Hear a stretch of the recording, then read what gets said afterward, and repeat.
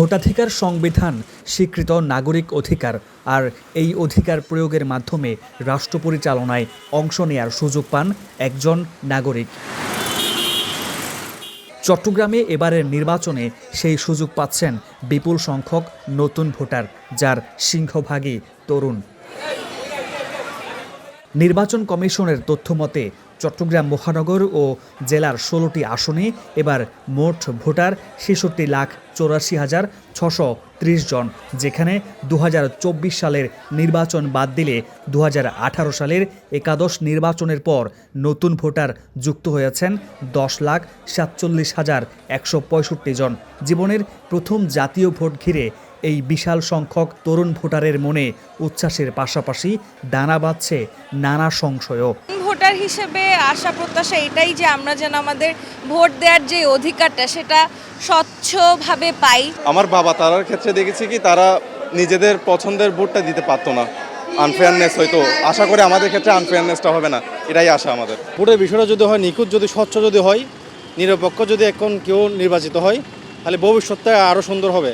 তরুণ এসব নাগরিকের ভোট ভাবনায় উঠে আসছে কর্মসংস্থান, শিক্ষা, মূল্যস্ফীতি আর ভবিষ্যৎ নিরাপত্তার প্রশ্ন। অনেকেরই রাজনীতি নিয়ে আগ্রহের পাশাপাশি আছে আস্থার ঘাটতিও। একসাথে গণভোট আছে, সাথে আছে আবার জাতীয় নির্বাচন। তো আশা করি সকলের একটা যখন গণঅভ্যুত্থান হয়েছে, স্টুডেন্ট বা নতুন প্রজন্মের মন মতো একটা সরকার গঠন করবে এবং দেশের উন্নত হবে, এটাই আশা করি। যেহেতু আগের নির্বাচনগুলো আমরা দেখেছি যে খুবই অনেক অনিয়ম ছিল, আর খুবই অস্বচ্ছ ছিল। সো এই নির্বাচনটা আমরা চাচ্ছি যে খুবই স্বচ্ছ হোক, খুবই সুষ্ঠুভাবে হোক। বিশিষ্ট নাগরিকরা বলছেন, নতুন ভোটারদের আস্থা অর্জন করতে হলে প্রয়োজন অংশগ্রহণমূলক রাজনীতি ও বিশ্বাসযোগ্য নির্বাচন ব্যবস্থা। একই সাথে তরুণদেরও জানতে হবে ভোট কেন গুরুত্বপূর্ণ, তাই কাকে ভোট দেবেন সেই সিদ্ধান্ত সচেতনভাবে নেয়ার পরামর্শ তাদের। তরুণ ভোটার যে এখনও কলুষিত হয়নি, দুর্নীতির সাথে যুক্ত নয় এবং প্রথম ভোটার হওয়ার কারণে যার যথেষ্ট আমি বলবো যে আবেগ কাজ করছে, সে একজন সৎ মানুষকেই ভোট দিতে চাবে, সে একজন দেশপ্রেমিক মানুষকে ভোট দিতে চাবে, সে নিঃসন্দেহে কোনো কুচুকরি মহলকে ভোট দিতে চাইবে না।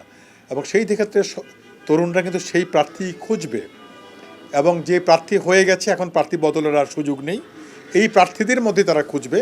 কিন্তু এই খোঁজার মধ্যে আমি বলবো যেটি, তরুণরা অনেকেই যদি ভালো প্রার্থী না পায় তাহলে ভোট কেন্দ্রে নাও যেতে পারে। কোনো পেশি শক্তি বা কোনো প্রভাব কারো দ্বারা প্রভাবিত না হয়ে, রাজনৈতিক কর্মীগুলোর দিয়ে প্রভাবিত না হয়ে আমি আমার ভোটটা দিতে পারবো, আমার পছন্দের প্রার্থীকে আমি ভোট দিতে পারবো, এবং আমি নিরাপদে ভোট কেন্দ্রে যেতে পারবো, এবং নিরাপদে আমি ভোট কেন্দ্রে ভোট দিয়ে আমি নিরাপদে বাসায় ফিরতে পারবো।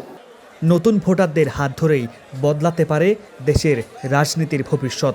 এখন দেখার বিষয় তরুণরা ব্যালটের মাধ্যমে সেই পরিবর্তনে কতটা ভূমিকা রাখেন। মামুন নুরশিদ অভি, স্টার নিউজ, চট্টগ্রাম।